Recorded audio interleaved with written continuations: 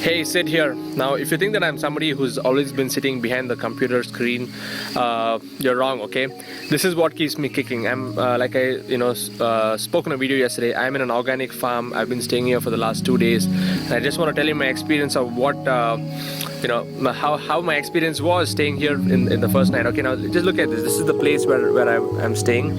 It's a complete organic farm. Beautiful mountains on the side. Just have a look at these trees, and it's a very, very serene place actually. Yeah, huge tree, and I'm actually standing under this tree. It's raining right now, so I just want to tell you, this is what gets my batteries charged up. I love nature. I like to come to places like this. I'm right now kind of dressed as a farmer.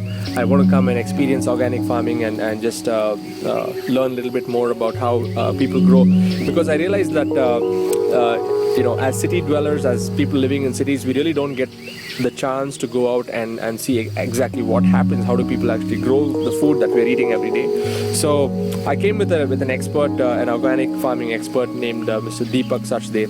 So I brought him from Bangalore. We came to this place called, it's very close to Salem in South India, near Tamil Nadu. And where I'm right now is a place called Karmandurai. It's around, maybe 1 hour from Salem. So we had to come here. We had to basically drive through these beautiful roads and awesome mountains, completely green. In fact, you can see a mountain, just a hill right at the side over there. Okay, you can see right at the back there, beautiful hill behind the tree. Yeah.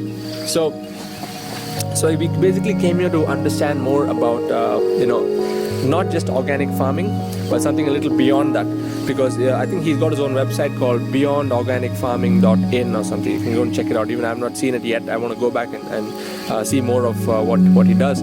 But the time that I spent with him, we just went around, and basically he was telling that you don't need to use pesticides. You don't need to use fertilizers if you're able to get the soil done in a very good way. And he said there's a lot of philosophy behind this. He says that if you're able to consider the earth as your own mother, and if you treat it in such a way, and then you put your seeds in, you can get a much higher yield than just looking at it as a manufacturing, as something that you want to extract out of the earth. There's a lot of psychology involved in this, which not many of the modern scientists and the modern traditional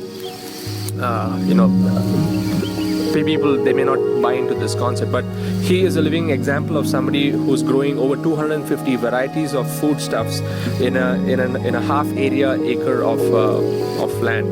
Now that's something insane, which any person who's growing anything will know that it's something beyond what you can actually expect. So I'll tell you, I got up at 4 in the morning. This is the place, and I had a cold water bath and meditated for 2 hours. Now right now the time is like 6 a.m. and I'm just recording this video just to give you an experience of what it is. So this entire thing is so rejuvenating. As people living in the cities, we hardly get to experience this, and my realization is that because we live in the cities so much, we kind of don't come and get in touch with nature.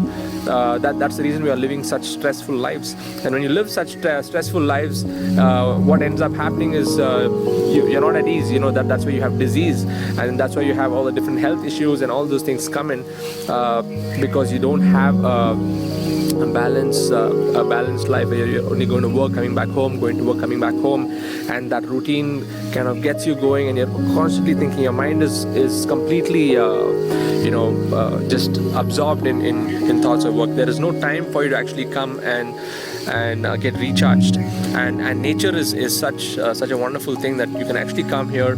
And I just didn't think about work. I just unplugged myself from my work completely. Yesterday whole evening I was just watching the beautiful sunset. The sunset was on the other side. I think I shot a video at that time.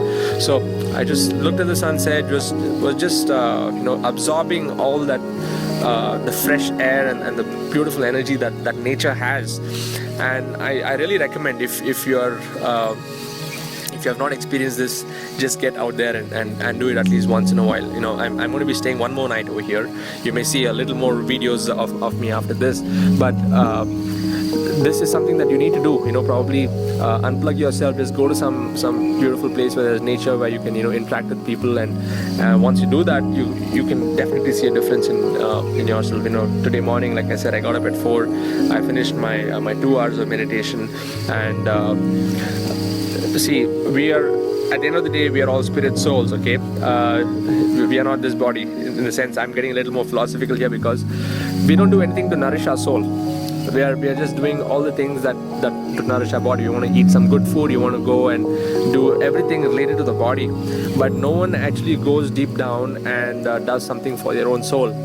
And by coming to places like this, by getting in touch with nature, trust me, this will have a long-term effect on you. It'll give you more inner fulfillment as compared to doing anything else that you may want, because everyone is looking for happiness, everyone is looking for different ways to feel fulfilled, and in most cases people go after the material things. I'm getting a little too philosophical in this, because some of you may be thinking that I'm just an internet guy and who wants to just make money online, but trust me, the reason why I'm on the internet is so that I can spend more time doing things like this. Okay, my true nature, my true calling is I love music, I love nature, I love adventure. I like to go to places like this and explore things. And by having my website, by having my blog working for me 24/7, it gives me the flexibility to come and do this. Now, this may not be possible with any other type of business. Okay, now let's say I'm running a restaurant, for example, or running a hotel. I have to be there from morning to night. Now let's say I'm running a manufacturing company, or I'm running any other form of traditional business. It's the business is designed such that I have to be there. I've got to be in the business. Whereas an internet-based business is something where you can set things on, set up your systems, like how I've set up my blog. I keep writing articles, I keep shooting videos like this, which people will keep seeing it, whether today or later or tomorrow. They're going to see it at some point of time. And this video is going to be working for me, not just now while you're seeing it, but even maybe a year from now. That's why many articles which I've written 2 years back, 1 year back, is kind of, it's getting me traffic and it's getting me business even now. And that's the reason I believe that the next wave, especially for those of you who really want to do something with your life, who want to basically follow your passions, you want to do things like what I'm doing, the internet is the best platform to set up a business like that. Okay, it gives you the flexibility, it gives you the freedom to set up the system and let the system work for you. You make money online, and then it gives you the time to go and pursue whatever you want. Okay, so I believe you have great power in you to make that decision, and you just need to go and do it. Okay, so let me just walk through a little more here. I think I've spoken a lot of philosophy today. Yeah, so let me just take you. These are some plants. I think this is tapioca actually. Yesterday we were with this expert, and he was telling us how to basically make the tapioca yields much better. Okay, so this is a whole farm of tapioca plants. You can see it's going all the way till there, and you can see at the back there's a beautiful mountain range there. Yeah. So yesterday I was learning about tapioca. I was learning about there's another section there where they are planting tomatoes and green chili. There are some cows here. In fact, even the food what I ate yesterday, it was all the food that was planted on this land. Okay, hold on. Let me just. Yeah. So Mr. Deepak, he was also telling one more thing. That if you want to live a healthy life, now this person, he's I think close to 80 years old, and I was amazed by the energy that he has. I was asking him, what's the secret of your thing? He says that whatever food he eats is something that is grown on his land. So he was saying, if anyone is eating any food, it is a responsibility for everyone to learn more about how to grow their own food and eat it. Now something like this is a little too radical for me, because I don't think I can be a farmer living in the city, and I just have the chance to come out like this once in a while and experience this and get back. But he was saying that the next wave, especially the next generation, should think about this more seriously on how they can grow their own food and eat, because everyone is looking for food. And when you do that, then he said that is the secret to living a much more healthy life than getting all the processed food that we're getting in all the different markets. So yeah, so this is the place where I had come, and we were basically talking about how they're growing a few other, I think they're growing brinjal, tomatoes, and so many other things over here. Yeah. So yeah, the other thing he was mentioning was that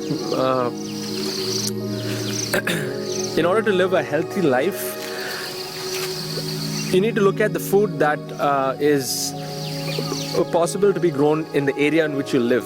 Like for example, in this area, foodstuffs like tomatoes and brinjal and chilies and whatever, the tapioca, things like this grow easily on this piece of land.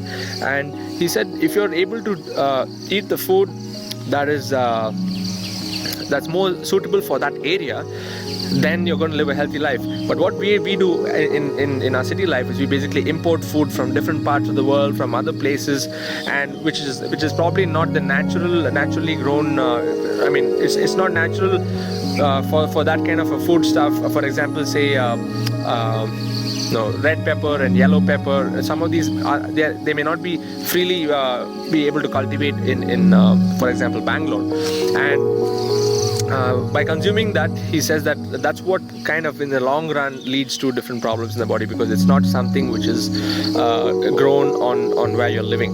So a lot of these small things made sense to me as to how the modern society, the way that we're living in city life, is really degrading our lifestyle. It's really making us get into different health problems, and because of those different health problems, there should be so many other medicines and medication and that has to be taken to suppress that. So I by spending some time in this place, I realized that by just making an alteration in our lifestyle, you could live a much healthier life. And that's basically what our ancestors have been doing. And I've had the chance to come and rediscover it during this trip, actually living on this organic farm, and then just experiencing what it takes to actually farm and grow. In fact, later on in the day, I'm going to go and maybe do some farming and just go and just feel and experience what it is, what these people are, how much of effort the farmers in India and other parts of the world are actually doing to make sure that we get the food that we eat. Yeah. So so these are some of the thoughts that I wanted to share with you, and I hope this video has given you some good information on on organic farming, on this particular lifestyle. And like I said, just get out, unplug yourself, get into nature. Just look. I'm sure wherever you're living, in whichever part of the world, there are some beautiful places to go and visit. So I suggest that you just shut your computer, after watching this video, make a plan as to where, before you shut your computer, go to Google and search for some good places that you can go to, and make a plan and go there. Just maybe unplug for a day, unplug for 2 days, and just you'll definitely see a difference. And go and shoot some videos like this and maybe share it with me. Okay, so these are some things which really keep me ticking for me as a person. Like I said, it's music, it's nature, it's spirituality. I like to do a lot of meditation and things like that. So because I realize that these are the things which really fulfill me on the inside, and it's same for everyone. Okay, as no matter what, any number of material things that we've got, how much ever we accumulate and hoard as a person, that has only a kind of limit as to what can fulfill you. Okay, like for example, I wanted an iPhone for a very long time, and it was on my wish list. I was drooling on the Apple website for many days, and then I got it. I felt really good in the first 15-20 days, and then after that it's just become a normal thing. Okay, now most of the things, whether it's you want a new phone, or you want a new iPad, or you want a new car or new home or whatever, anything which is something which you want to just accumulate and hoard or whatever stuff like that, it has its limitation as when it comes to fulfillment. But when you come out to nature like this, and when you just spend time with yourself and your inner self, that's a much more longer term fulfillment, which can go for a long time. Okay, so I want to end with a small quote and saying which I read some time back. If you want to feel happy for 15 minutes, have a good meal. Okay, if you want to be happy for For 6 months, get married. Okay. If you want to be happy for a lifetime, go farming or grow a garden. Okay, this is something that I read, and yeah, share your thoughts below. Bye bye.